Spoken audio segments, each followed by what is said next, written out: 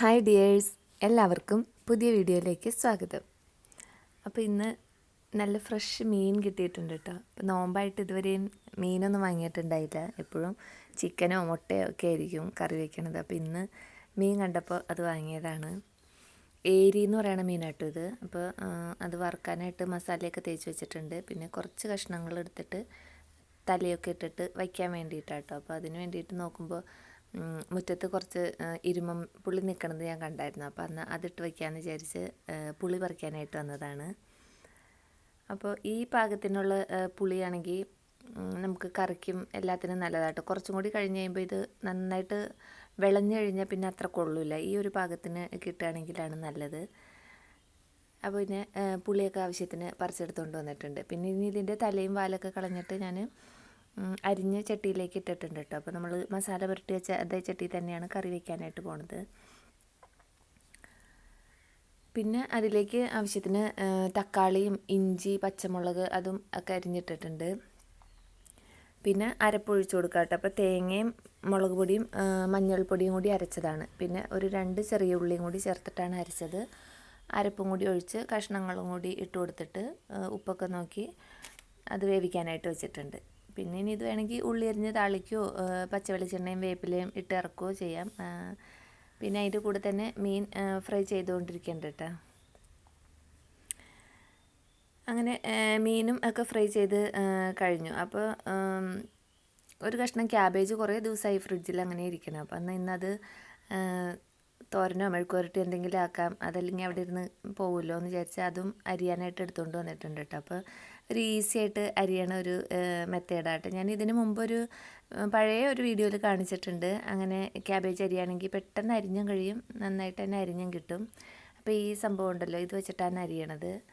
അപ്പോൾ ഇത് ഒരു കയ്യിൽ ഇതിങ്ങനെ പിടിച്ചിട്ട് മറ്റേ കൈ വെച്ചിട്ട് ഇങ്ങനെ വലിച്ച് വേഗം അരിഞ്ഞെടുക്കാൻ പറ്റും കേട്ടോ. ഇപ്പോൾ ഞാനിപ്പോൾ അരിഞ്ഞുകൊണ്ടിരിക്കുന്നത് വലിയൊരു ക്യാബേജാണ്. അപ്പോൾ അതുകൊണ്ട് അതിങ്ങനെ ഒരു പാത്രത്തിൽ ഇങ്ങനെ കുത്തി ചാരി വെച്ചിട്ട് ഇങ്ങനെ വലിക്കാം. അല്ലെങ്കിൽ നമ്മുടെ കയ്യിൻ്റെ സൈഡിൽ വന്ന് ഈ ബ്ലേഡ് ഇങ്ങനെ കൊള്ളുമ്പോൾ അത്രയും ഭാഗത്ത് നിന്ന് ഇങ്ങനെ തോല് പോകും കേട്ടോ. നന്നായിട്ട് സൂക്ഷിച്ചിട്ട് വേണം ഇത് ചെയ്യാനായിട്ട്.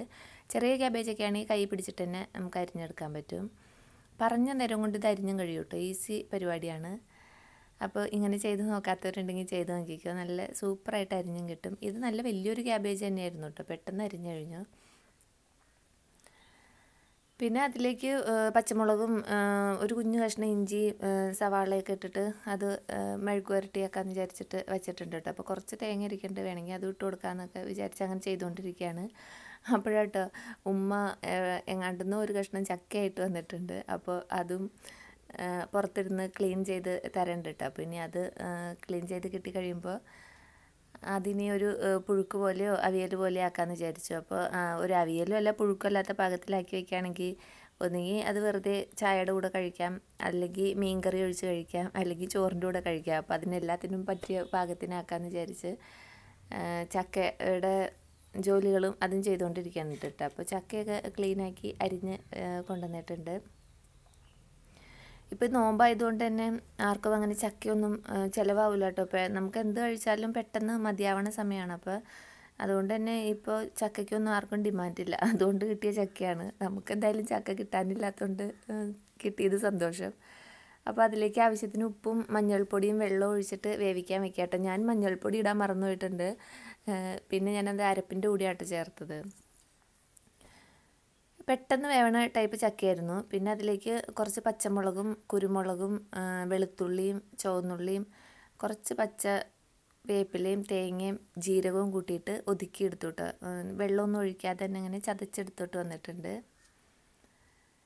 പിന്നെ അതിലേക്ക് ചക്കയൊക്കെ വേവായി വന്നപ്പോൾ അതിലേക്ക് നമ്മൾ ഈ ചതച്ചുകൊണ്ട് വന്ന് അരപ്പിട്ട് കൊടുത്തിട്ട് നന്നായിട്ട് മിക്സ് ചെയ്തെടുത്താൽ മതി. പിന്നെ ഉപ്പൊക്കെ നോക്കണം കേട്ടോ. ഉപ്പൊക്കെ പാകത്തിനാണോ എന്ന് നോക്കണം. വെള്ളം വേണമെന്നുണ്ടെങ്കിൽ കുറച്ചൊന്ന് ചേർക്കാം. അപ്പോൾ കുറച്ചുകൂടി വെള്ളം ചേർത്ത് കഴിയുമ്പോൾ അതിങ്ങനെ ഒരു പുഴുക്ക് പോലെ ആയി പോകും. അപ്പോൾ ഞാനിത് ഇച്ചിരി ഡ്രൈ ആയിട്ട് ഇരുന്നോട്ടെ എന്ന് വിചാരിച്ചിട്ട് അധികം വെള്ളമൊന്നും ചേർത്തിട്ടില്ല. ഇങ്ങനെ ചെയ്തിട്ട് നമുക്കതിലേക്ക് മീനിൻ്റെ ചാറ് ഒഴിച്ചിട്ട് കഴിക്കാൻ നല്ല ടേസ്റ്റാണ്. ഇറച്ചിച്ചാറായാലും അതെ നല്ല ടേസ്റ്റാണ്. ഇറച്ചിക്കറി ആയാലും മീൻ കറി ആയാലും ഒഴിച്ച് കഴിക്കാൻ പറ്റും. അങ്ങനെ അതിൻ്റെ മിക്സൊക്കെ റെഡിയാക്കി ഇളക്കി കൂട്ടി എടുക്കുക കേട്ടോ. പിന്നെ ഇതിനി അടച്ച് വെച്ചിട്ട് ഒന്നുകൂടി ഒന്ന് ആവിയേറി കഴിയുമ്പോൾ വീണ്ടും അതിലേക്ക് പച്ച വെളിച്ചെണ്ണയും വേപ്പിലയും കൂടി ഇട്ടിട്ട് അടച്ചു വെച്ചിട്ട് വീണ്ടും മിക്സ് ചെയ്തെടുത്ത് കഴിയുമ്പോൾ അടിപൊളിയായിട്ടുള്ള നമ്മുടെ ചക്ക പുഴുക്ക് റെഡി ആയിട്ടുണ്ടാവും. അപ്പോൾ ഈ സമയത്ത് പുറത്ത് നല്ലൊരു മഴ പെയ്യുന്നുണ്ട് കേട്ടോ. കുറേ നാളുകൾക്ക് ശേഷം വേനലിൽ കിട്ടിയ മഴയാണ്. നല്ല അടിപൊളി ഒരു മഴ കിട്ടി ഇന്നലെ. അപ്പോൾ അത് ഞാൻ വീഡിയോ എടുത്തില്ല കേട്ടോ. അത് വീഡിയോ എടുത്തിട്ടുണ്ട്, ഇതിൻ്റെ കൂടെ ചേർത്തില്ല, കുറേ ലെങ്തി ആയി പോകും. അപ്പോൾ അതുകൊണ്ട് ഞാൻ ഇതിൻ്റെ കൂടെ ചേർത്തിട്ടില്ല. ഇന്നലെ നല്ലൊരു മഴയൊക്കെ കിട്ടി.